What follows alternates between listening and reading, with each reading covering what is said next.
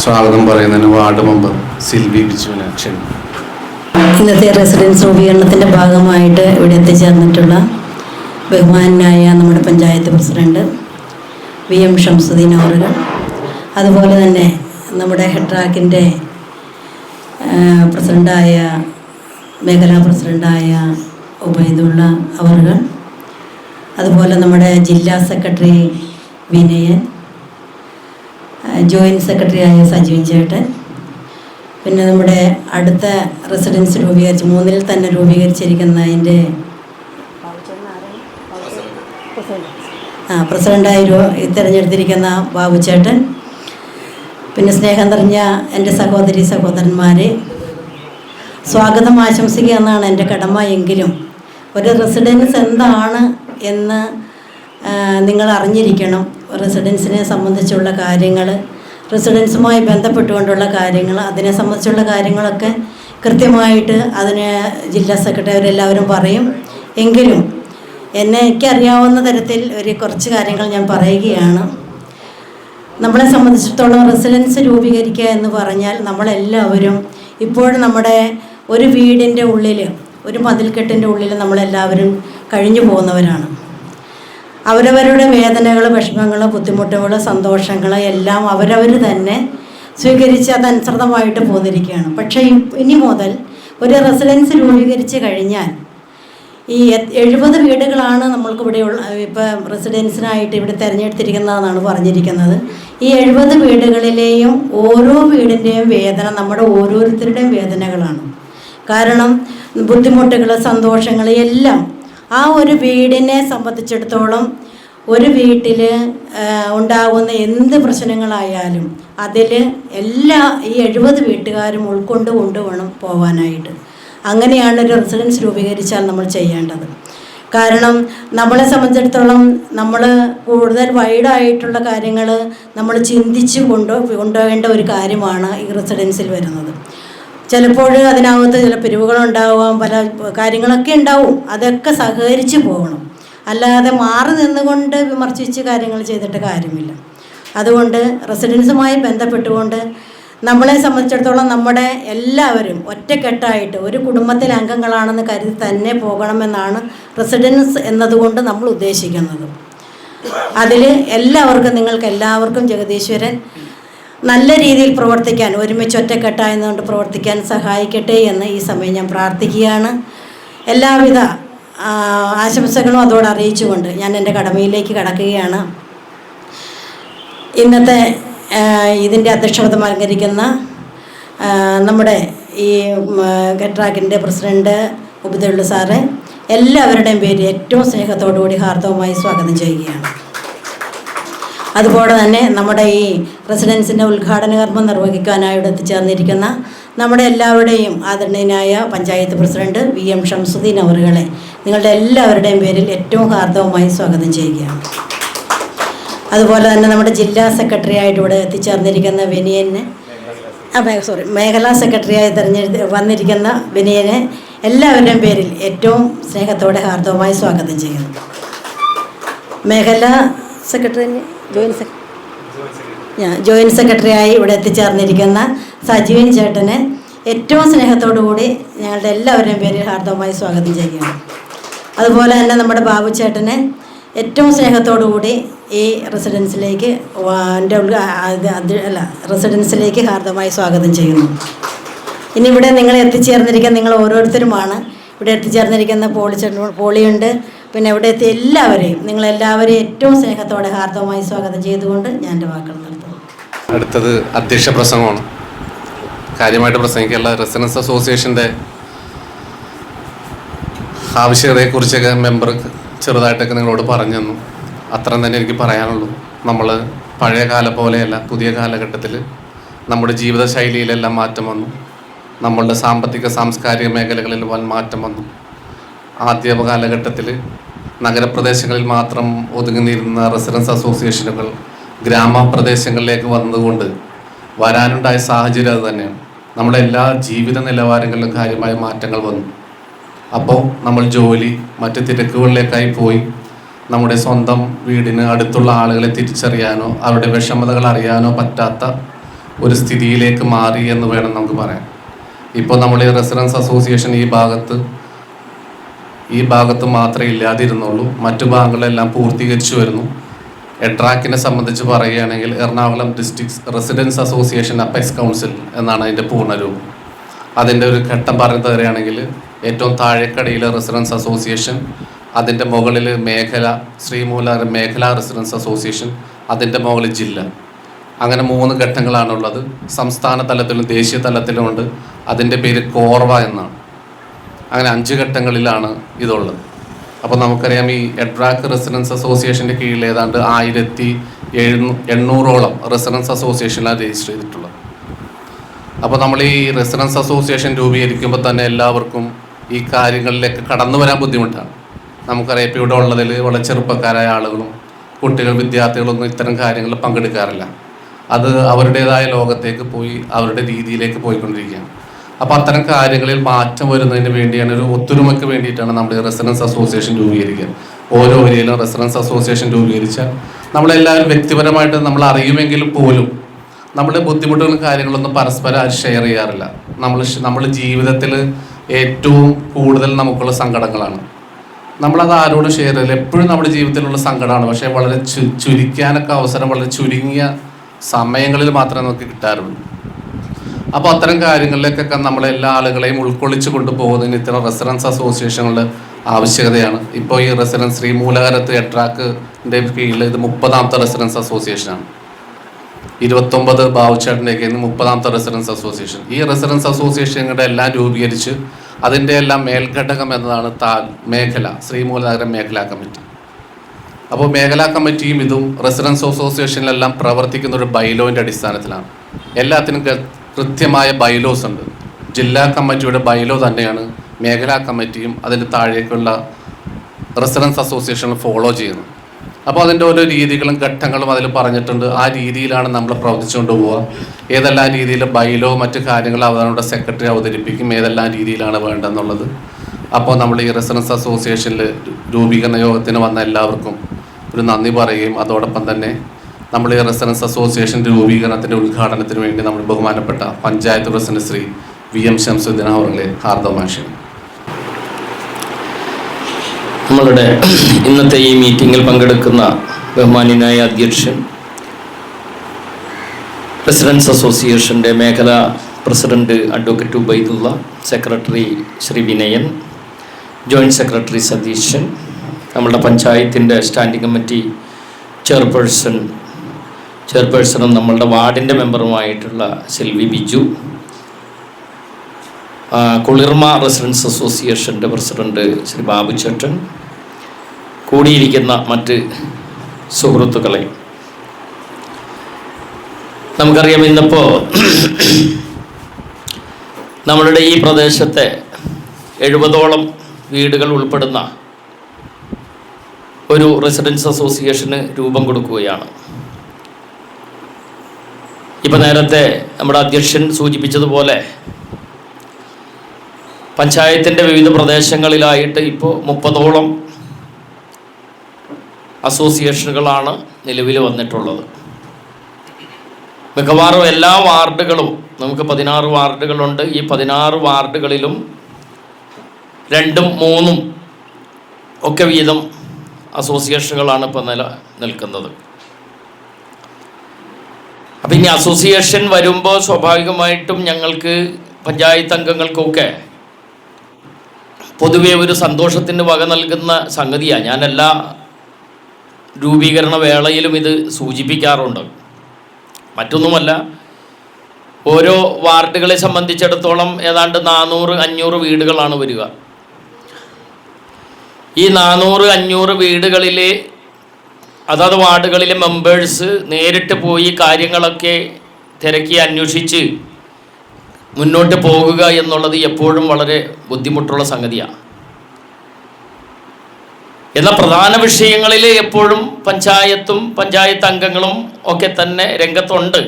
എങ്കിൽ കൂടി ഇപ്പം ഈ 70ഓളം വീടുകൾ എന്ന് പറയുമ്പോൾ ആ 70 വീടുകൾക്ക് ഉള്ളിൽ നടക്കുന്ന, അല്ലെങ്കിൽ അത്രയും ഏരിയ ചെറിയ ഏരിയയാണ്, ചെറിയ ചെറിയ പ്രശ്നങ്ങളായിരിക്കും.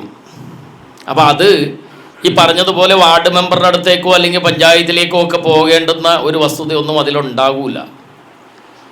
പക്ഷെ അതിൻ്റെ തുടക്കത്തിൽ തന്നെ നമ്മളത് പരിഹരിച്ച് പോകുന്ന വിഷയങ്ങളാണ് എങ്കിൽ അത് പരിഹരിക്കപ്പെടുന്നതിന് ഈ പറഞ്ഞ രീതിയിൽ റെസിഡൻസ് അസോസിയേഷൻ്റെയൊക്കെ പങ്ക് വളരെ നിർണായകമാണ്.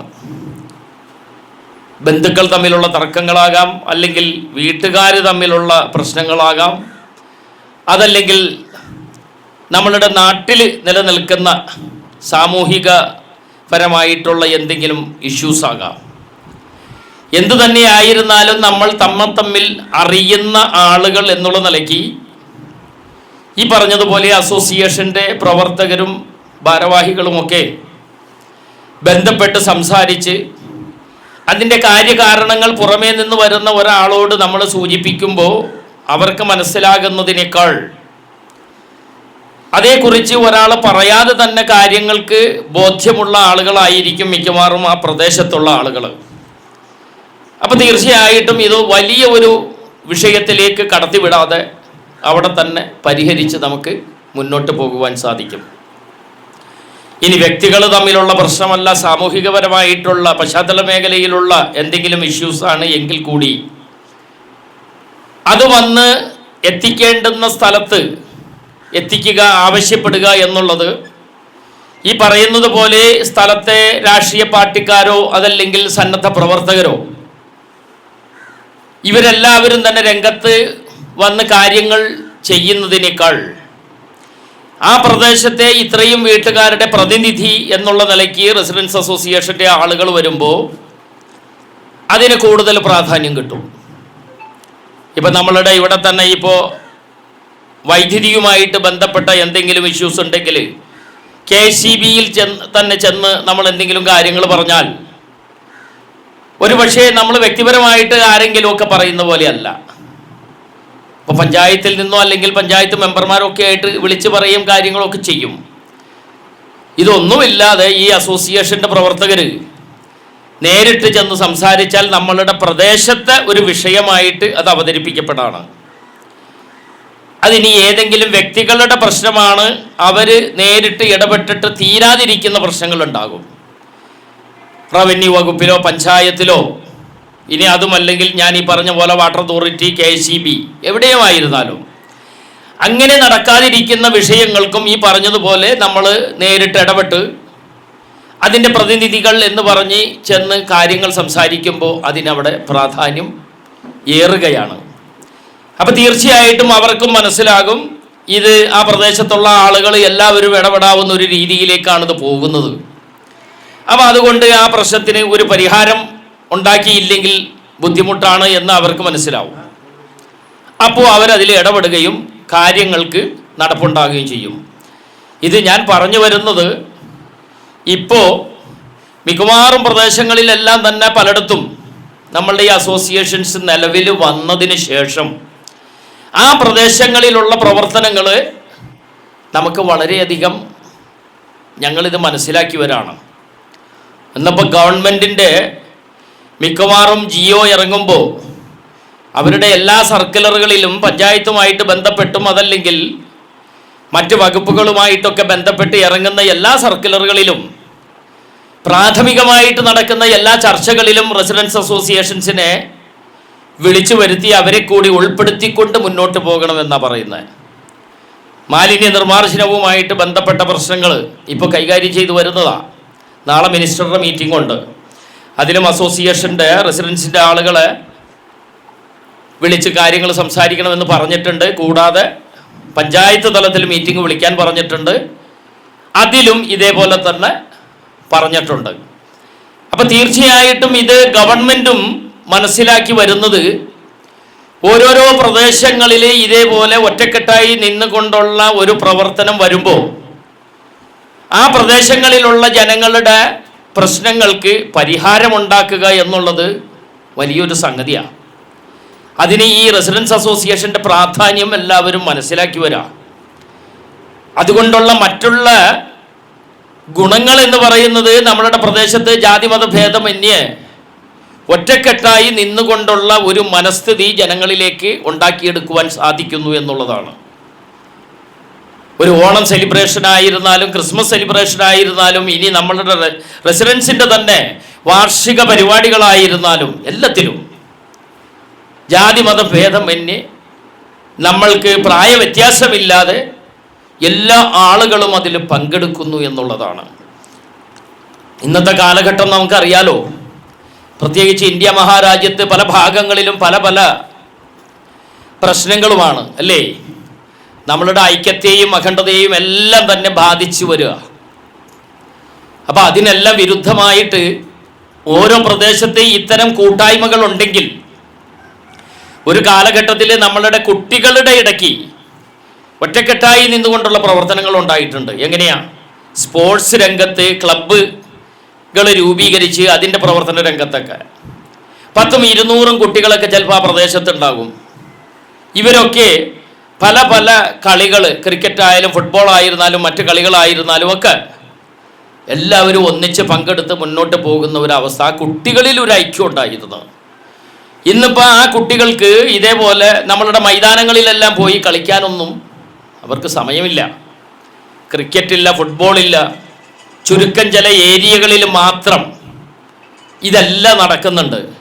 അങ്ങനെ നടക്കുന്ന ഏരിയകളിൽ ആ കുട്ടികളുടെ ഉള്ളിൽ ഒരു ഐക്യം നമുക്ക് കാണാനും സാധിക്കുന്നുണ്ട്. കാരണം അങ്ങനെയുള്ള ഏരിയകളിലെല്ലാം ഞങ്ങൾ പല പല പരിപാടികൾക്ക് പോകുമ്പോൾ നമുക്കത് വ്യക്തമാകുന്നതാണ്. അപ്പം അങ്ങനെയുള്ള ആ കുട്ടികളുടെ മാനസികമായ ഐക്യത്തിനും ഇത് ഒരു പരിധിവരെ അത്യന്താപേക്ഷിതമാണ്. അപ്പം അതുകൊണ്ട് മറിച്ചുള്ള കാര്യങ്ങൾ ഒരുപാട് പറയാനുണ്ട് കേട്ടോ. ഇപ്പം ഇത് ഞാനിങ്ങനെ പറഞ്ഞു വന്ന ഇവിടെ തീരൂല. കാരണം നമ്മളുടെ സമയം സാധാരണഗതിയിൽ ഒരു അരമണിക്കൂർ 1 മണിക്കൂറൊക്കെ നിന്ന് പറഞ്ഞാലാണ് ഇതിങ്ങനെ അങ്ങോട്ട് ഇതാവുള്ളൂ. എന്നിരുന്നാലും ഇപ്പം ഇവരൊക്കെ കുറേയൊക്കെ സംസാരിക്കും. ഇപ്പം നമ്മളെ സംബന്ധിച്ചിടത്തോളം ഇന്നത്തെ ഈ കാലഘട്ടത്തിൽ ഇപ്പോൾ മിക്കവാറും അസോസിയേഷൻസ് രൂപീകരിച്ചിരിക്കുന്ന എല്ലാ ഭാഗങ്ങളിലും 1-2 മെഡിക്കൽ നമ്മളുടെ ക്യാമ്പുകൾ നടന്നു വരിക. അത് ഒരാഴ്ചയിലാണ് ഞാൻ ഈ പറയുന്നത്. അപ്പം ഇങ്ങനെ ഈ മെഡിക്കൽ ക്യാമ്പുകളൊക്കെ നടത്തുക എന്ന് പറയുന്നത് നമ്മൾക്കൊക്കെ കിട്ടുന്ന ഒരു അവസരം ഉണ്ടാക്കി തരുന്നത് ഇതുപോലെ റെസിഡൻസ് അസോസിയേഷൻസാണ് ഇപ്പോൾ. കാരണം മറ്റ് സന്നദ്ധ സംഘടനകളോ രാഷ്ട്രീയ പാർട്ടിക്കാരൊന്നും അധികം ഈ രംഗത്തൊന്നും അധികമില്ല. അവരുടേതായിട്ടുള്ള പ്രവർത്തന മേഖലകളിലാണ് സാധാരണ അവരുടെ പ്രവർത്തനം കാഴ്ചവെക്കുന്നത്. ഇങ്ങനെ ഈ അസോസിയേഷൻ വന്നതിന് ശേഷം മിക്കവാറും സ്ഥലങ്ങളിൽ ഈ blood testing camp, I testing camp, അതേപോലെ കുട്ടികൾക്ക് വേണ്ടുന്ന, ഞാനിപ്പോൾ ഈ പറഞ്ഞതുപോലെ കുട്ടികളുടെ ഇടയ്ക്കുള്ള ചില പ്രവണതകളൊക്കെ ഉണ്ടല്ലോ. ഇന്നിപ്പോൾ നമ്മൾ ഡിജിറ്റൽ യുഗമാണല്ലോ. അപ്പോൾ നമ്മളുടെ നാടും നഗരവും ലോകവും ഒക്കെ ഇങ്ങനെ വികസിച്ച് പോകുന്നതിനനുസരിച്ച് നമ്മളുടെ ഏരിയയും ഒക്കെ വികസിച്ചേ പറ്റൂ.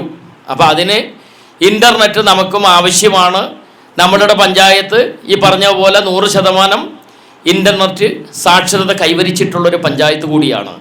പക്ഷേ അത് ഉപയോഗപ്പെടുത്തുന്ന നമ്മളുടെ കുടുംബങ്ങളിലെ പ്രത്യേകിച്ച് കൗമാരപ്രായക്കാരായിട്ടുള്ള കുട്ടികളുടെ ഇടയ്ക്കൊക്കെ തെറ്റായ പ്രവണതകൾ ഒരുപാട് കടന്നുകൂടുന്നുണ്ട്. അതേപോലെ മയക്കുമരുന്ന്, മറ്റുള്ള പ്രശ്നങ്ങൾ ഉപയോഗിക്കുന്നതുമായിട്ട് ബന്ധപ്പെട്ട് മിക്കവാറും സ്ഥലങ്ങളിൽ ചെല്ലുമ്പോൾ, ഇപ്പോൾ കഴിഞ്ഞ ദിവസം ഞാനൊരു മീറ്റിങ്ങിൽ പങ്കെടുത്തപ്പോഴും ഗ്രാമസഭാ മീറ്റിങ്ങിൽ അവിടെയുള്ള പ്രദേശത്തുള്ള ആളുകൾ പറഞ്ഞത് രാത്രിയാകുമ്പോൾ 1-2 വഴികളെല്ലാം എന്നോട് പറഞ്ഞു. അവിടെയൊക്കെ പുറമേ നിന്ന് വരുന്ന ഏതാനും കുറേ ആളുകൾ ബൈക്കിന് വരും, കുറേ പിള്ളേർ എവിടെയുള്ളതോ എന്താണെന്ന് ആ നാട്ടുകാർക്കൊന്നും അറിയില്ല. ഇവർക്കെതിരെ ശബ്ദിക്കാമെന്ന് വെച്ചാൽ ഒറ്റയും തെറ്റിയായി നിന്ന് പറഞ്ഞാൽ അവർക്കെതിരെ തല്ലും പ്രശ്നങ്ങളുമാണ്. ഇത് പേടിച്ചിട്ട് സാധാരണ ലെവലിൽ ആരും അതിലിടപെടില്ല. അപ്പം അങ്ങനെയുള്ള പ്രശ്നങ്ങൾക്ക് നമുക്ക് ഒറ്റക്കെട്ടായിട്ട് നിന്നുകൊണ്ട് അതിനെ ചോദ്യം ചെയ്യാൻ പറ്റുന്ന ഒരവസ്ഥയാണ് ഈ പറയുന്ന റെസിഡൻസിൻ്റെ രൂപീകരണം. മറ്റൊന്ന്, നമ്മളുടെ പ്രദേശത്തുള്ള കുട്ടികളെ സംബന്ധിച്ചിടത്തോളം ഈ പറയുന്ന പ്രവണതകളിലേക്കെല്ലാം പോകാതിരിക്കാൻ അവർക്ക് ഗൈഡ് ലൈൻ ക്ലാസ്സുകൾ കൊടുക്കാം, അല്ലേ? കരിയർ ഗൈഡൻസ് ക്ലാസ്സുകൾ, ഹയർ സ്റ്റഡീസിന് വേണ്ടിയിട്ട് അത് കൊടുക്കാം. അതേപോലെ സാമൂഹിക രംഗത്ത് എന്തെങ്കിലും തെറ്റായ പ്രവണതകളുണ്ടെങ്കിൽ മറ്റുള്ള ആളുകളെ എല്ലാം വിളിച്ചു വരുത്തിക്കൊണ്ട് ബോധവൽക്കരണ ക്ലാസ്സുകൾ കൊടുക്കാം. ഇനി നിങ്ങൾക്ക് അതുമല്ല, മസ്റ്ററിംഗ് പോലത്തെ പരിപാടികളൊക്കെ വരുമല്ലോ. ഈ പറയുന്ന റെസിഡൻസിൻ്റെ നേതൃത്വത്തിൽ ഇപ്പോൾ ഒരുപാട് ക്യാമ്പുകൾ അവിടെ ഇവിടെയൊക്കെ നടത്തി. അപ്പം ഞാൻ പറഞ്ഞു വരുന്നത്, ഈ മെഡിക്കൽ ക്യാമ്പുകളൊക്കെ നടത്തുമ്പോൾ നമുക്കുള്ളൊരു ഗുണം എന്ന് പറയുന്നത്, നമ്മളെ സംബന്ധിച്ചിടത്തോളം സാമ്പത്തികമുള്ള ആളുകളും ഇല്ലാത്തവരും നമ്മളുടെ പ്രദേശത്തുണ്ടാകും. ഇനി സാമ്പത്തികമുള്ള ആളുകൾക്ക് തന്നെ ഡെയിലി അതല്ലെങ്കിൽ ഒരു 5-6 മാസത്തിലൊരിക്കലെങ്കിലും പോയി ഒന്ന് ടെസ്റ്റ് ചെയ്ത് നമുക്ക് പ്രാഥമികമായ എന്തെങ്കിലും അസുഖങ്ങളുണ്ടോ എന്നൊന്ന് കണ്ടെത്തണമെങ്കിൽ പോലും ആരും അതിന് മെനക്കെടൂല, ഒരാളും പോകൂല. കയ്യിൽ കാശും കാര്യങ്ങളും ഒക്കെ ഉണ്ട്. മറ്റുള്ള ഈ സാമ്പത്തികമായിട്ട് ബുദ്ധിമുട്ടുള്ള ആളുകളെ സംബന്ധിച്ച് ഡോക്ടേഴ്സ് ഇനിയിപ്പോൾ എന്തെങ്കിലും ടെസ്റ്റുകൾ കാര്യങ്ങൾ എഴുതിയാൽ തന്നെ അവർക്കൊരു പക്ഷേ പോകാൻ സാമ്പത്തികം ഉണ്ടാകൂല. അപ്പം ഈ പറഞ്ഞ എല്ലാ വിഭാഗക്കാർക്കും നമ്മളുടെ പ്രദേശത്തിൻ്റെ ഉമ്മറത്ത് തന്നെ ഇങ്ങനെയുള്ള സൗകര്യങ്ങൾ വരുമ്പോൾ, പ്രാഥമികമായ ടെസ്റ്റുകളെല്ലാം അവിടെ നടത്തുമ്പോൾ നമുക്ക് ഭാവിയിലേക്ക് വരാവുന്ന വളരെ ബുദ്ധിമുട്ടേറിയ ഒരുപാട് അസുഖങ്ങളുണ്ട്. നമ്മളുടെ പഞ്ചായത്തിൻ്റെ പ്രദേശത്ത് തന്നെ കിഡ്നി ട്രാൻസ്പ്ലാന്റേഷന് വേണ്ടിയിട്ട് 3 പേരുടെ ഇതിൻ്റെ കളക്ഷനും കാര്യങ്ങളും ഒക്കെ ഇപ്പോൾ നടന്നു വരുന്നുണ്ട്. ഒരാൾക്ക് കളക്ഷനെല്ലാം കഴിഞ്ഞ് സാമ്പത്തികമൊക്കെ ഉണ്ട്, പക്ഷെ അവർക്ക് പറ്റിയ ആളുടെ ട്രാൻസ്പ്ലാന്റ് ചെയ്യാൻ പറ്റുന്ന ആളെ നമുക്ക് കിട്ടാത്തത് കൊണ്ട് 4 പേരെ കിട്ടി, പക്ഷെ 4 പേരുടെയും അവർക്ക് യോജിക്കാത്തത് കൊണ്ട് അവർക്ക് ഉപയോഗപ്പെടുത്താൻ പറ്റിയിട്ടില്ല. അപ്പോൾ സ്വാഭാവികമായിട്ടും അത്തരം സീരിയസ് ആയിട്ടുള്ള കേസിലേക്ക് പോകുന്നതിന് മുൻപ് തന്നെ നമ്മൾ 6 മാസത്തിലൊരിക്കൽ അതല്ലെങ്കിൽ വർഷത്തിലൊരിക്കലെങ്കിലും ഫുൾ ബോഡി ചെക്കപ്പ് ഒക്കെ ഒന്ന് ചെയ്താൽ നമുക്കതെല്ലാം അറിയാൻ പറ്റും, അതിന് വേണ്ടുന്ന ട്രീറ്റ്മെൻറ്റ് കൊടുക്കാൻ പറ്റും. അതിനുള്ളൊരു സൗകര്യം ഈ പറയുന്നത് പോലെ അതാത് പ്രദേശങ്ങളിൽ ഇപ്പോൾ ഒരുക്കി വരാണ്. അങ്ങനെയെല്ലാം ചെയ്യണമെങ്കിൽ തീർച്ചയായിട്ടും നമ്മളുടെ ഈ റെസിഡൻസ് അസോസിയേഷൻ്റെ പ്രവർത്തനമൊക്കെ വളരെയധികം മികച്ച രീതിയിൽ പോകുന്നുണ്ടെങ്കിൽ നമുക്കത് കൈകാര്യം ചെയ്ത് പോകാൻ പറ്റും. എന്തായാലും ഞാൻ കൂടുതൽ ഇനി അങ്ങോട്ട് സംസാരിച്ച് പോകുന്നില്ല. എന്തായാലും നമ്മുടെ ഈ പ്രവർത്തനവുമായിട്ട് ബന്ധപ്പെട്ട് ഇപ്പോൾ 70ഓളം വീടുകളുണ്ടെങ്കിലും ഇന്നിപ്പോൾ ഇവിടെ കൂടിയിരിക്കുന്ന ആളുകളുടെ എണ്ണം വളരെ തുച്ഛമാണ്. കാര്യം നമ്മൾ സ്റ്റാർട്ടിങ് ടൈമിൽ പൊതുവേ ആളുകളെല്ലാം അവിടത്തും കുറവായിരിക്കും. എന്നാൽ ഇത്രയൊന്നും കുറയാൻ പാടില്ല, കുറേ ആളുകളും കൂടിയൊക്കെ വരണം. ഇനി ഇല്ലാത്ത ആളുകൾ നമ്മൾ അവരോട് ഇതിൻ്റെ ആ ഒരു പ്രാധാന്യം പറഞ്ഞ് മനസ്സിലാക്കിക്കൊണ്ട് അവരെയെല്ലാം ഇതിലേക്ക് വരുത്താനുള്ള മാർഗം ഉണ്ടാക്കണം.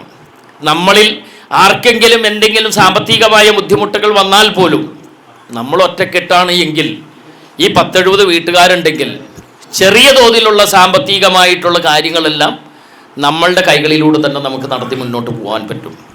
എന്തായാലും എല്ലാം കൊണ്ടും നമ്മളുടെ പ്രദേശത്തിന് ഉചിതമായ ഒരു മാർഗമാണ് എന്നുള്ളത് കൊണ്ട് തീർച്ചയായിട്ടും ഈ രീതിയിലുള്ള നമ്മളുടെ പ്രദേശങ്ങളിലെല്ലാം ഇതിങ്ങനെ രൂപീകരിക്കുന്നതിന് വേണ്ടി വളരെ ആക്റ്റീവായിട്ട് മുന്നോട്ട് നിൽക്കുന്ന നമ്മളുടെ പ്രവർത്തകർക്ക് എല്ലാവിധ അഭിവാദ്യങ്ങളും അർപ്പിക്കുകയാണ്. അതേപോലെ തന്നെ ഈ ചെറിയ പ്രദേശത്ത് നിങ്ങളാൽ കഴിയുന്ന രീതിയിലുള്ള സപ്പോർട്ടെല്ലാം നിങ്ങളും ചെയ്യുക. നിങ്ങളുടെ നാടിൻ്റെ ഈ പ്രദേശങ്ങളിലുള്ള വീടുകളിൽ താമസിക്കുന്ന ആളുകളിലെ ഐക്യവും സമാധാനവും അഖണ്ഡതയും എല്ലാം ഊട്ടിയുറപ്പിക്കുന്നതിനും ഞാൻ നേരത്തെ പറഞ്ഞതുപോലെ മറ്റു രീതിയിലുള്ള ചിന്താഗതികളൊന്നുമില്ലെങ്കിൽ കൂടി ഇല്ലാത്ത രീതിയിലേക്ക് അവരെ കൊണ്ടുവരുവാനുമൊക്കെ ഐക്യത്തോടു കൂടി ചിന്തിക്കുന്നതിനുള്ള ഒരു അവസരം ഒരുക്കുന്നതിനൊക്കെ നമുക്ക് സാധിക്കും എന്നുള്ളത് കൊണ്ട് നമ്മളുടെ ഈ പ്രവർത്തനങ്ങളെല്ലാം നല്ല രീതിയിൽ പര്യവസാനിക്കട്ടെ, നല്ല രീതിയിൽ മുന്നോട്ട് കൊണ്ടുപോകാൻ നമുക്ക് സാധിക്കട്ടെ, അതിന് സർവശക്തൻ്റെ എല്ലാ പിന്തുണയും ഉണ്ടാകട്ടെ എന്ന് പറഞ്ഞുകൊണ്ട് ഞാൻ ഇതിൻ്റെ ഉദ്ഘാടനം നിർവഹിച്ചുകൊണ്ട് നിർത്തുന്നു. ജയ് ഹിന്ദ്. അടുത്തത് നമ്മുടെ റെസിഡൻസ് അസോസിയേഷനെ കുറിച്ചുകൊണ്ട് സംസാരിക്കുന്നതിന് എഡ്രാക്കിൻ്റെ ശ്രീമൂലധനം മേഖല ജോയിൻറ്റ് സെക്രട്ടറി സതീശന് ക്ഷണിക്കുന്നു.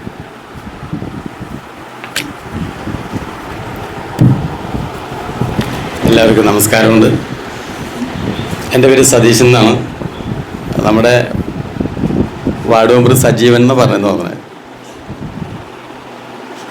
അപ്പോൾ തിരുത്താണ്, സതീശൻ എന്നാണ് പേര്. എൻ്റെ വീട് വെള്ളാരപ്പള്ളിയിലാണ്. എല്ലാവർക്കും എന്നെ അറിയാം, കുറച്ച് പേർക്ക് അറിയാവുന്നതാണ്. ഞാൻ മഹാത്മാഗാന്ധി അസോസിയേഷൻ്റെ സെക്രട്ടറിയാണ്. ഇപ്പോൾ തന്നെ നമ്മളുടെ ഈ രീതിയിൽ ചെറിയ മാറ്റം വരുത്തുന്നതാണ്. ഇവിടെ സ്ഥല സൗകര്യമില്ല, ഒരു വട്ടമിട്ടിരുന്ന് സംസാരിക്കേണ്ട കാര്യമാണ്. ഇതിപ്പോൾ ഒരു വേദിയും കുറച്ച് ആൾക്കാർ താഴെയും അങ്ങനെയില്ല, നമ്മളെല്ലാം ഒന്നാണ്, ഒരു കുടുംബം ആണ് നമ്മൾ ഉദ്ദേശിക്കുന്നത്. അസോസിയേഷനിലുമുണ്ട്. അപ്പോൾ ഇവിടെ മറ്റ് രാഷ്ട്രീയത്തിലോ അല്ലെങ്കിൽ മറ്റ് മതങ്ങളിലൊക്കെ അസോസിയേഷനിലുണ്ട്. ഇപ്പോൾ ചില വീട്ടുപേരിൽ കൂട്ടിങ്ങൽ റെസിഡൻസ് അസോസിയേഷൻ, ഇപ്പോൾ എൻ്റെ വീട്ടൊരു വാഴയിൽ നിന്നാണ്, വാഴയിൽ റെസിഡൻസ് അസോസിയേഷൻ, അങ്ങനെ പലതുണ്ട്. അതിലൊക്കെ വ്യത്യസ്തമായിട്ടുള്ള ഒരു കാഴ്ചപ്പാടും വ്യത്യസ്തമായിട്ടുള്ള രീതിയാണ് നമ്മുടെ. അതുകൊണ്ട് തന്നെയാണ് നമ്മളെല്ലാവരും വട്ടം ഇരുന്ന് സംസാരിച്ച് പോകേണ്ടതാണ്. ഒരു പ്രാസംഗികൻ, ഒരു പ്രസംഗിക്കാൻ കുറച്ച് ആൾക്കാർ കേൾവിക്കാർ, അങ്ങനെയല്ല. പരസ്പരം ചർച്ച ചെയ്ത് തീരുമാനമെടുക്കേണ്ട ഒരു വേദിയാണത് വരേണ്ടത്. ഇനിയുള്ള കാര്യങ്ങൾ നമുക്ക് അങ്ങനെ ചെയ്തു പോകാം. ഇതെന്തിനാണിത് ചെയ്യുന്നത്, എന്തിനാണ് റെസിഡൻസ് അസോസിയേഷൻ എന്താണ്, എന്തിനാണ്, എങ്ങനെയാണ്, ഈ 3 കാര്യത്തിന് നമുക്കൊരു ഉത്തരം കിട്ടിക്കഴിഞ്ഞാൽ പിന്നെ മുന്നോട്ട് പോകാൻ എളുപ്പമാണ്. ഈ പലരും പള്ളി കഴിഞ്ഞ് നേരിട്ട് വന്നവരുണ്ട്, പല സ്ഥലത്തും പോകേണ്ടതുണ്ട്, ഞായറാഴ്ചയാണ് ഒരു ദിവസം ലീവ് കിട്ടുന്നതാണ്. അപ്പോൾ ദീർഘനേരം സംസാരിച്ച് സമയം കളയാനില്ല.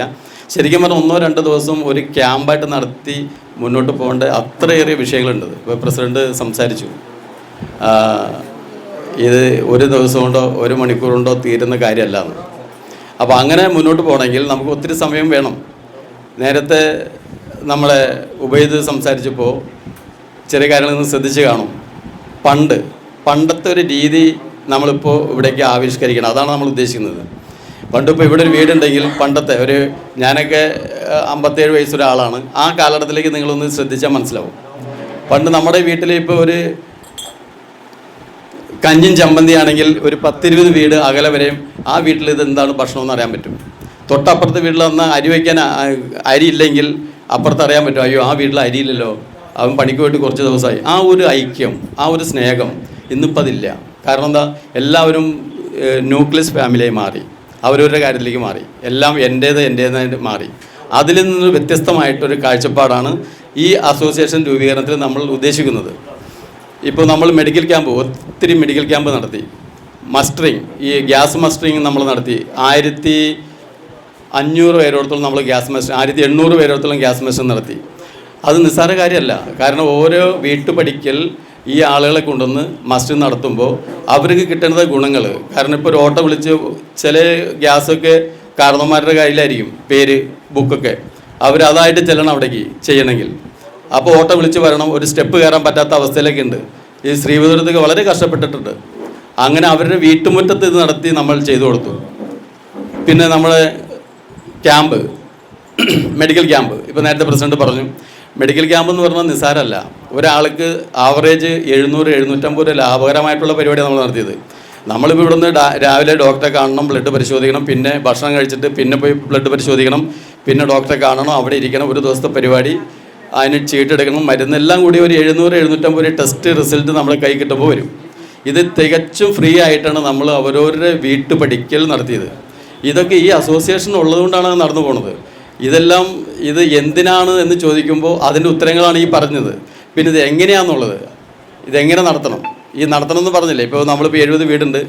ഇപ്പോൾ നേരത്തെ പറഞ്ഞ പോലെ 70 വീട്ടിൽ നിന്ന് ഒരാൾ വന്നാൽ 70 പേര് വരേണ്ടതാണ്.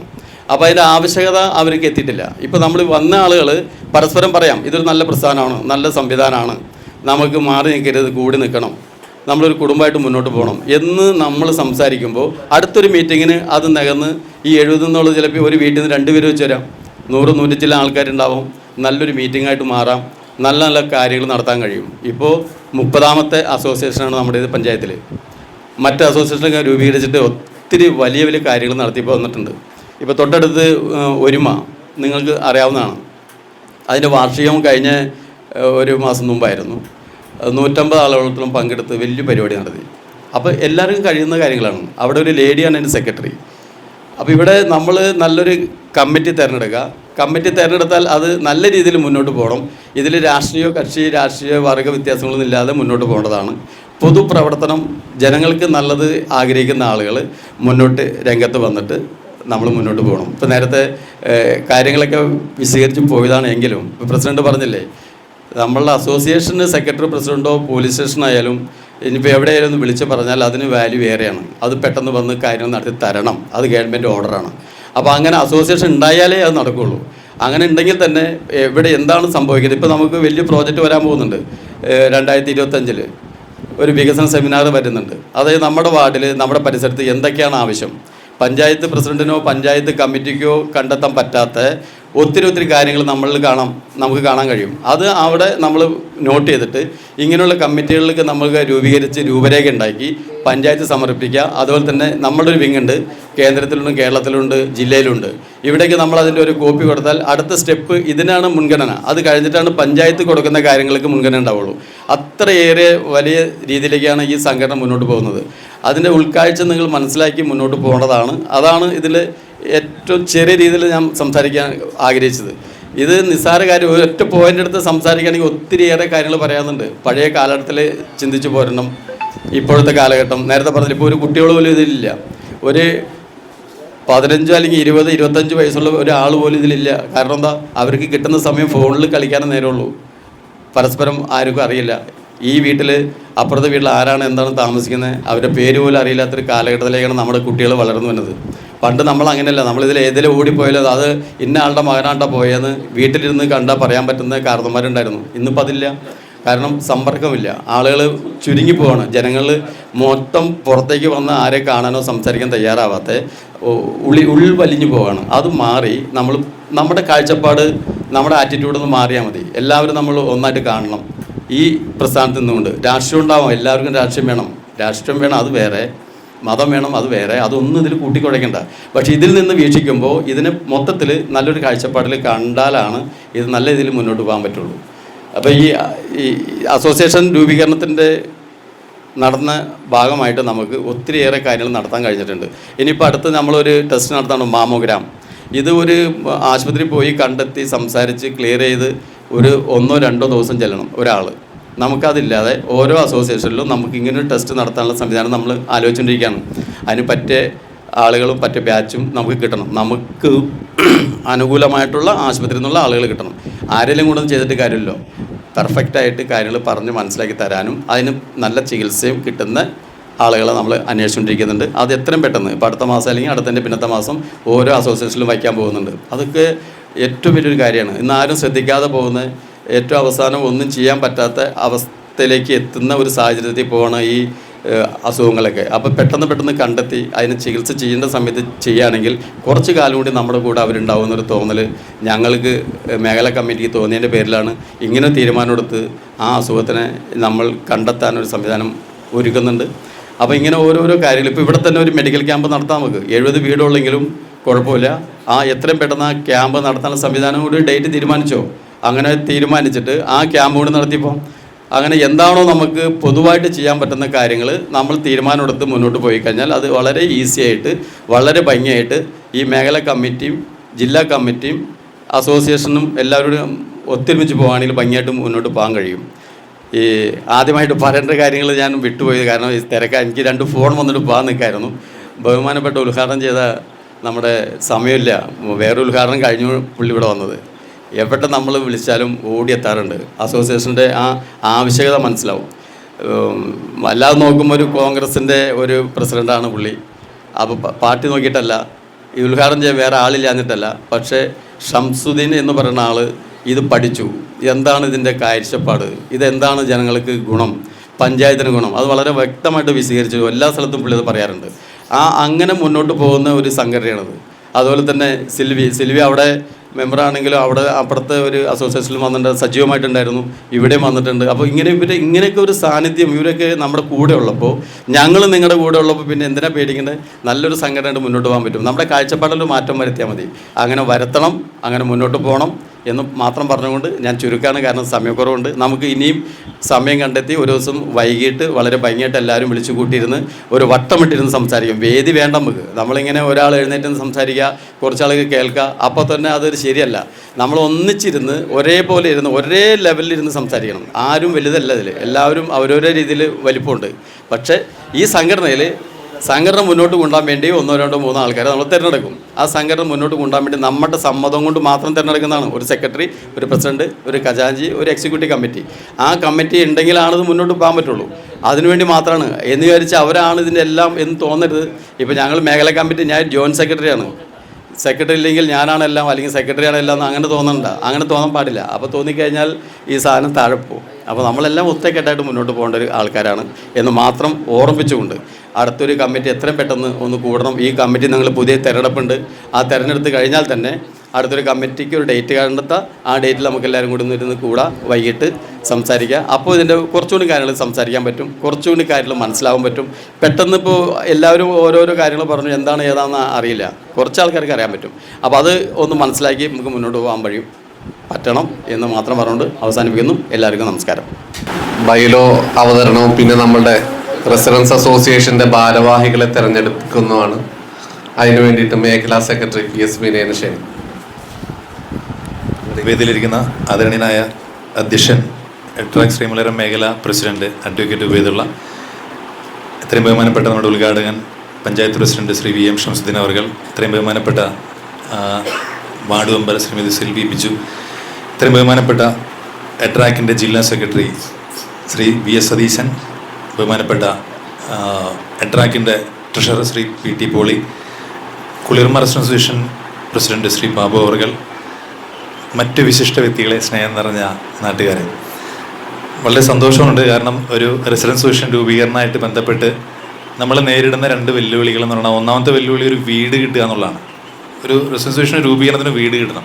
അപ്പോൾ ഇവിടെ വന്നപ്പോൾ രൂപീകരണത്തിന് കുറേ മാസങ്ങളായിട്ട് ചർച്ച നടക്കുന്നുണ്ടെങ്കിൽ ഒരു വീട് കിട്ടാത്തൊരു സിറ്റുവേഷൻ വന്നുകൊണ്ടൊന്ന് പെൻഡിങ്ങിലായതാണ്. ഇവിടെ രൂപീകരണത്തിന് ഒരു 4-5 മാസമായി നമ്മൾ ആലോചിക്കുന്നു, വീട് കിട്ടാത്തതുകൊണ്ടൊന്ന് പെൻഡിങ്ങിലാണ്. അപ്പോഴാണ് ഇങ്ങനെ ഈ വീട്ടുകാരൻ നാസർ മാവല അവർകൾ വീട് വെച്ച് തന്നത്, ഇവിടെ വെച്ചോ എന്ന് പറഞ്ഞു. അപ്പോൾ അദ്ദേഹത്തിന് ഒരു നല്ലൊരു നന്ദി, നല്ലൊരു കൈയടി കൊടുക്കണം എന്ന് അഭ്യർത്ഥിക്കുകയാണ്.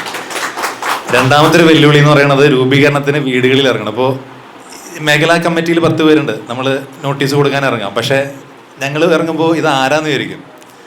അപ്പോൾ ഒരു പരിചയമില്ലാത്ത ആളുകളാണല്ലോ. അപ്പോൾ ഈ നാട്ടിലുള്ള ഒരാൾ വേണം നോട്ടീസ് കൊടുക്കാൻ കൂടെ ഇറങ്ങണം. അപ്പോൾ അതൊരു വെല്ലുവിളിയാണ്. പലപ്പോഴും ചെല്ലുമ്പോൾ കാരണം ഒരു 2-3 മണിക്കൂർ വേണം ഇതിനെ നോട്ടീസ് കൊടുത്ത് തീർക്കാനായിട്ട്. അപ്പോൾ ആ ഒരു സിറ്റുവേഷൻ വന്നുകൊണ്ട് കുറച്ച് പെൻഡിങ്ങിലായി. അപ്പോൾ അങ്ങനെ നിൽക്കുന്ന സമയത്താണ് ബാബുച്ചേട്ടൻ്റെ അസോസിയേഷനിലെ രൂപീകരണത്തിന് ഞങ്ങൾ ചെന്നപ്പോൾ അവിടെ ഒരു സഹൃദയനായ ഒരാൾ, സരസനായ ഒരാൾ പറഞ്ഞു, ഞങ്ങളുടെ അവിടെയും ഒരെണ്ണം ഉണ്ടാക്കണ്ടേ എന്ന് ചോദിക്കുകയാണ്. ഞങ്ങളുടെ അവിടെ ഒരെണ്ണം ഉണ്ടാക്കേണ്ട എല്ലാ സപ്പോർട്ടും തരാട്ടോ എന്ന് പറഞ്ഞു. അപ്പോൾ വളരെ സന്തോഷം തോന്നി. അപ്പോൾ അദ്ദേഹം അതിന് ശേഷം പിന്നീട് എല്ലാ വീടുകളിലും എൻ്റെ ഒപ്പം നോട്ടീസ് കൊടുക്കാൻ ഇറങ്ങുകയും ചെയ്തു. വേറെ ആരല്ല, എം.ഒ. വർഗീസ് അവർകളതായിരിക്കുന്നു. അദ്ദേഹത്തിന് നല്ലൊരു കൈഡി കൊടുക്കുക. സത്യം പറഞ്ഞാൽ അദ്ദേഹം പറഞ്ഞ ഒരു വാക്കാണ് ഇത് രൂപീകരണത്തിലേക്ക് എത്തിച്ചത്.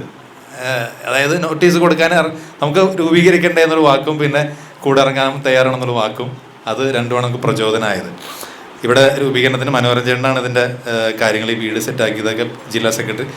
അപ്പോൾ നമ്പർ തന്ന വർഗീസായിട്ട് നമ്പർ തന്നു, നാസർഗയുടെ വീട്ടിലാണെന്ന് പറഞ്ഞു. ഈ 2 പേരാണ് എൻ്റെ രൂപീകരണത്തിലേക്ക് എത്തിച്ചത്. ഇനി അസോസിയേഷൻ കൊണ്ട് ഉള്ള ഗുണങ്ങൾ സ്വാഭാവികമായിട്ടും എനിക്ക് കുറച്ച് പരിചയമുള്ള ആളുണ്ട്. എൻ്റെ ചേട്ടനാണ് ഇരിക്കുന്നത്, എൻ്റെ പടറമ്പത്ത് സുകുമാരൻ്റെ അച്ഛൻ്റെ വലിയച്ഛൻ്റെ മോനാണ്. മറ്റൊരു സുഹൃത്താണ് ഇരിക്കുന്നത്, എൻ്റെ സീനിയറായിരുന്നോ, സ്കൂളിൽ സീനിയറായിരുന്നാ? ഓക്കെ, നമ്മൾ എന്നെ സീനിയറായിരുന്നല്ലേ? Okay okay. പിന്നെ കുറച്ച് പരിചയമുള്ള 1-2 മുഖങ്ങളുണ്ട്. പിന്നെ ഇതിരിക്കുന്ന ആൾ വേദിയിലിരിക്കാൻ ഇഷ്ടമില്ലാത്ത ഒരാളാണ്, ഞങ്ങളുടെ ട്രഷറാണ് പി ടി പോളി. പ്രശസ്തി വലിയ ഇഷ്ടമില്ലാത്ത ഒരാളാണ്. അപ്പോൾ ഇതിൻ്റെ എല്ലാമായുള്ള ഒരാളാണ് ഇരിക്കുന്നത്. അപ്പം രൂപീകരണത്തിന് സുചേട്ടനെ അറിയാം, ഞങ്ങളുടെ അവിടെ ഉണ്ടായിരുന്ന ആണ്, ഇപ്പം ഇങ്ങടേക്ക് മാറി. ഞാൻ ഈ എന്തുകൊണ്ട് അസോസിയേഷൻ രൂപീകരിക്കണം എന്നുള്ളതിനൊരു 2 വാക്കിൽ ഒരു മറുപടി പറയാം. ഇപ്പോൾ സുചേട്ടനുള്ള അസോസിയേഷനാണ് പെരിയാർ അസോസിയേഷൻ. ഇവിടെ നിങ്ങൾക്കറിയാം, ഇവിടെ തൊണ്ടിക്കടവ് പാലം അല്ലേ, അറിയാലോ തൊണ്ടിക്കടവ്. ഈ തൊണ്ടിക്കടവ് പാലം അപകടാവസ്ഥയിലാണെന്ന് ജനങ്ങളെ അറിയിച്ചത് അവിടുത്തെ അസോസിയേഷനാണ്.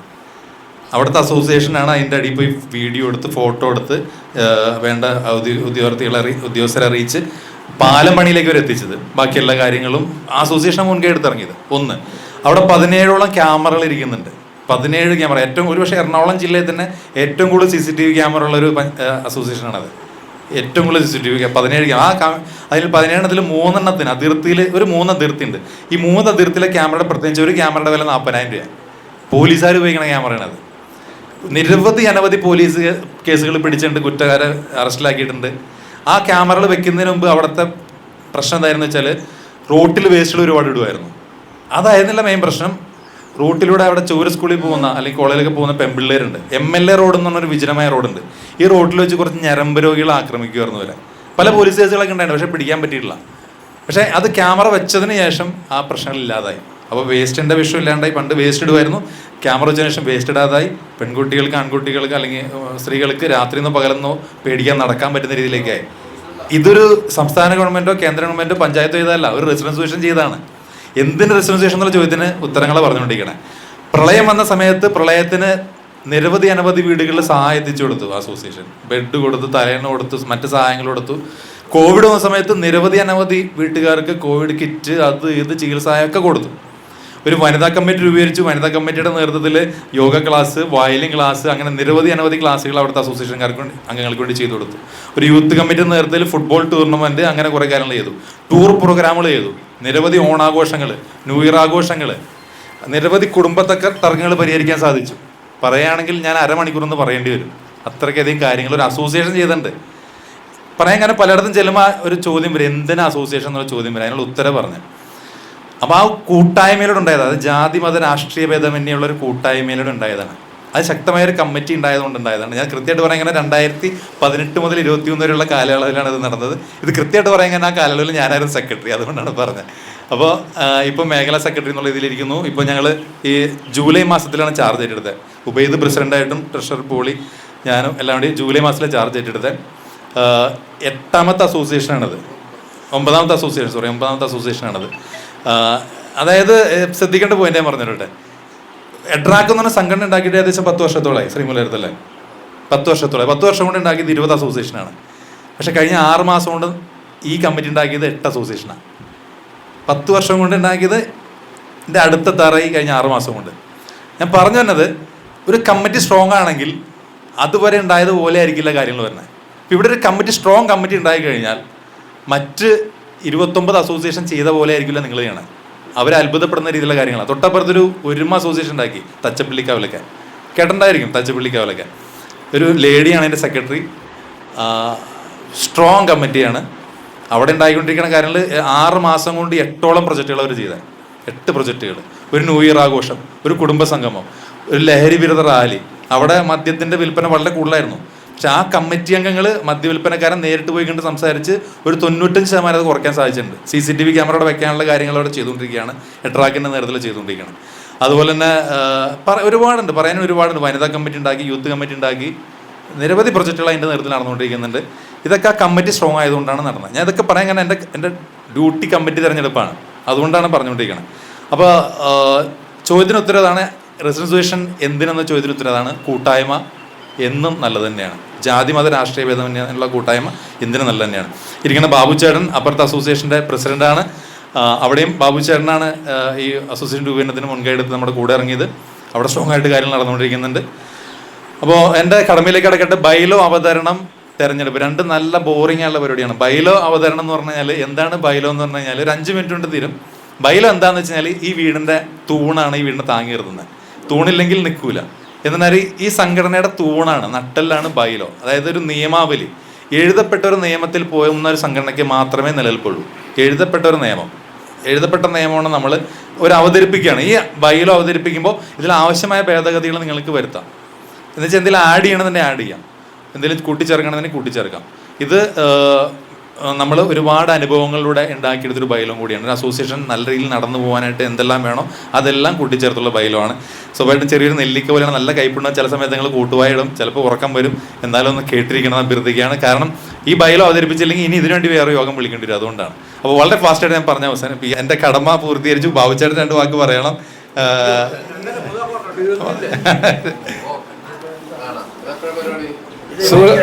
പ്രിയ സുഹൃത്തുക്കളെ, ഇപ്പോൾ പുതിയൊരു കമ്മിറ്റി രൂപീകരിച്ച് നല്ലൊരു പ്രവർത്തനം ഈ മേഖലയിലുണ്ടാവും എന്നുള്ളൊരു പ്രതീക്ഷയുണ്ട്.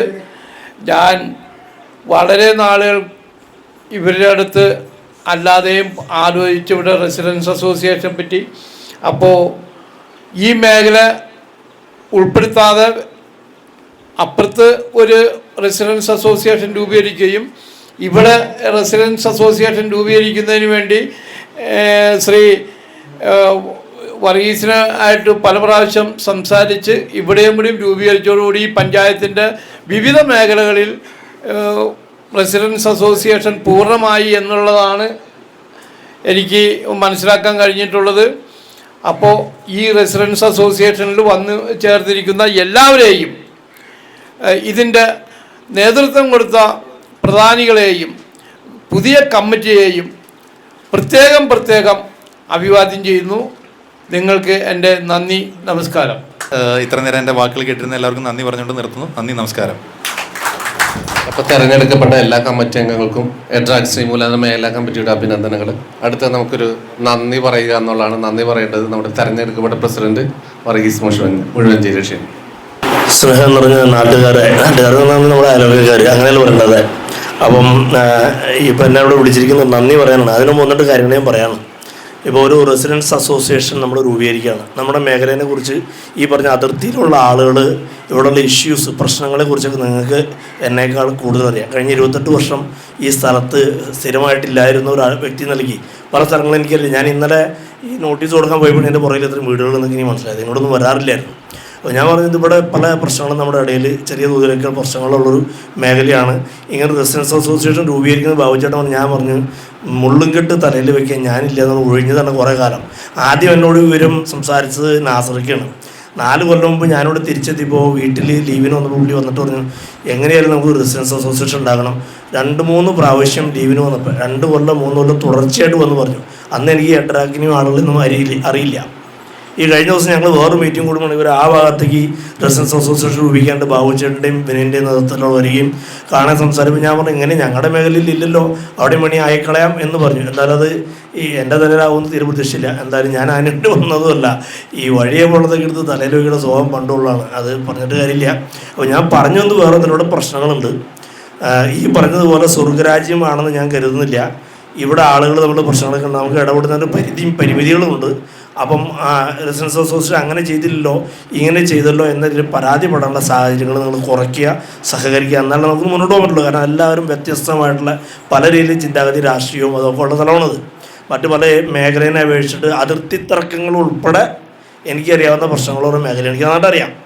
അതൊക്കെ ഒതുങ്ങിക്കിടക്കണം. ഇത് വന്നു കഴിയുമ്പോൾ ഇതൊക്കെ കൂടി ഇവർ പരിഹരിക്കുമെന്ന് കരുതി അത്രയും വലിയ വാഗ്ദാനങ്ങളൊന്നും നൽകാൻ ഞാൻ വ്യക്തിപരമായിട്ട് ആഗ്രഹിക്കുന്നില്ല. നമുക്ക് ഒരുമിച്ച് നിന്ന് ഞാൻ എല്ലാം പരിഹരിക്കും. മുഴുവൻ ഒരുമിച്ച് കാണി ഇവിടെ ഒരു പ്രശ്നമില്ലാത്തിട്ട് മുന്നോട്ട് കൊണ്ടുപോകാൻ ഇവർ പറഞ്ഞ പോലെ നമുക്കൊരു സ്വർഗ്ഗരാജ്യം കെട്ടിപ്പടുക്കാൻ സാധിക്കും. അങ്ങനെ സാധിക്കണമെങ്കിൽ നിങ്ങളുടെ പരിപൂർണ പിന്തുണയും സഹകരണവും ഉണ്ടാവണം. എന്നാലാണ് ഈ കാര്യം മുന്നോട്ട് പോകുള്ളൂ. ആ ഒരു സഹകരണം ഉണ്ട് എന്ന ധൈര്യത്തിലും വിശ്വാസത്തിലുമാണ് ഞാൻ ഈ നിങ്ങൾ ഏൽപ്പിച്ച ചുമതല ഏറ്റെടുക്കുന്നത്. അപ്പോൾ നിങ്ങളുടെ സഹകരണം ഉണ്ടാവണമെന്ന് പ്രത്യേകം അഭ്യർത്ഥിക്കുന്നു. ഇനി ഞാൻ ഏൽപ്പിച്ച കടമയിലേക്ക് കിടക്കുകയാണ്. ഇങ്ങനൊരു മീറ്റിംഗ് സംഘടിപ്പിക്കാനായിട്ട് വളരെയധികം പ്രയത്നിച്ച അദ്ദേഹം ഇവിടെ സ്ഥലത്തില്ല, മനോഹരൻ എന്ന ചേട്ടൻ വന്നായിരുന്നു. അദ്ദേഹം ഡ്രാഗിൻ്റെ എന്നുള്ള പോസ്റ്റത്തിൻ്റെ ജില്ലാ സെക്രട്ടറിയാണ്. അദ്ദേഹമാണ് ആദ്യം എന്നെ വന്ന് ഒഫീഷ്യലി വന്ന് കാണുന്നത്. എൻ്റെ വീട്ടിൽ വന്ന് കണ്ടായിരുന്നു, ഇവിടെ വന്ന് കണ്ട് സംസാരിച്ചു. ഈ വീട് ഇവിടെ കിട്ടും, അതല്ലെങ്കിൽ ഞാൻ എൻ്റെ വീട്ടിൽ വേണമെങ്കിൽ ചേരാം, പക്ഷേ ഇത് ഒരു സെൻട്രലൈസ്ഡ് ലൊക്കേഷനാണ്. എല്ലാവർക്കും വന്ന് ഏതാണ്ട് ഒരു നടുഭാഗം എന്നെനിക്ക് പറയാവുന്നതിലേക്കാണ് ഈ ഒരു ലൊക്കേഷൻ നമ്മൾ തിരഞ്ഞെടുത്ത്. തന്നെയല്ല ഇതിന് മുൻപും പല മീറ്റിങ്ങുകളും ഈ വീടുകളിൽ നടന്നിട്ടുണ്ട്, ഞാനും പങ്കെടുത്തിട്ടുണ്ട്, ലീവിന് ഒരുപാട് പങ്കെടുത്തിട്ടുണ്ട്.